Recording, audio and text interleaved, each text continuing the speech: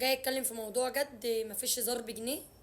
الفيديو اللي فات كنت بهزر وبحكي لكم عن الماده زي كل فيديو. الفيديو ده انا عايزه افهم حاجه. انت جاي الامتحان، صلي على النبي، انت جاي الامتحان مش مذاكره وعارفه ان انت مش مذاكره وضامنه ان انت مش الطالبه الدحيحه، مش انت الطالبه اللي هتقفل او هتعدي مثلا النص. انت ضامنه ان انت هتغشي؟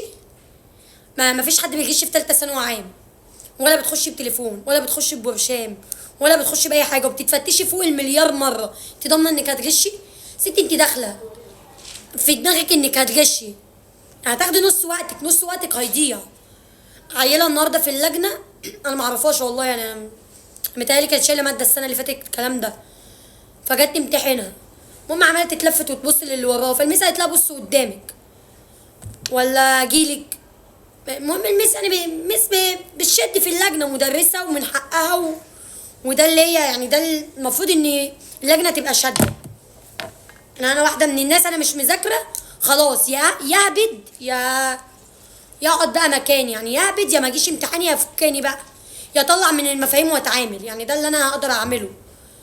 الميس كلمتها كده، الميس يا دوبك رايحه لها، راحت البت زيطه، راحت الميس شاده معاها مش عارفه، وراحت البت قال لها ادبها من الاخر، قالت ادبها جامد، يعني قالت ادبها جامد على المدرسه.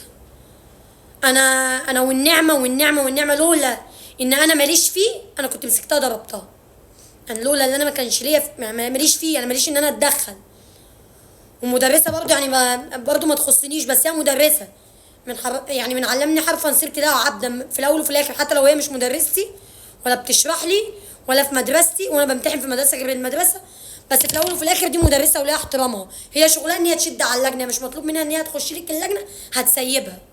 هي لو سيبت الدنيا هتخرب، ولو اي مراقب دخل عليها ولا رئيس اللجنه ولا اي حد بالكتير قوي هيديها جزا، وده شغلها. وانت مش من حقك انك تخشي تغشي، انت من حقك انك تلميذه تخشي تحلي اللي انت ذاكرتيه عشان تنجحي. يعني مش من حقها خالص ان هي تسيب لك اللجنه. اما انت تقل ادبك وتزيتي الكلام ده وغلاوه اختي كمان مره انا كنت همسكها اضربها، بس انا ماليش الحق، يعني انا لو ضربتها انا اللي هروح في داهيه. بس انا ماليش الحق. انت داخله مش مذاكره، يا تهبطي يا تطلعي من المفاهيم يا اما ما تجيش، ده المعروف.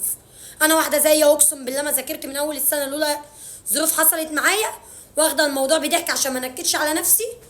عمري لو اللي قدامي حله ولو المس سايبه لي اللجنه انا عمري ما هغش من حد، عمري ما هقل من نفسي وافضل ابص واتلفت واخلي مدرسه واقفه تفضل تزعق لي وتقول لي بص قدامك ومش بص قدامك. يعني انت جايه الامتحان مش حافظه ومش حله وعارفه ان انت على البايظ وان انت داخله تهبدي، احترمي نفسك، خليكي باحترامك. المدرس اللي عليكي مش هيرزقك بدون سبب، مش هيسيب اللجنه كلها ويقرف فيكي.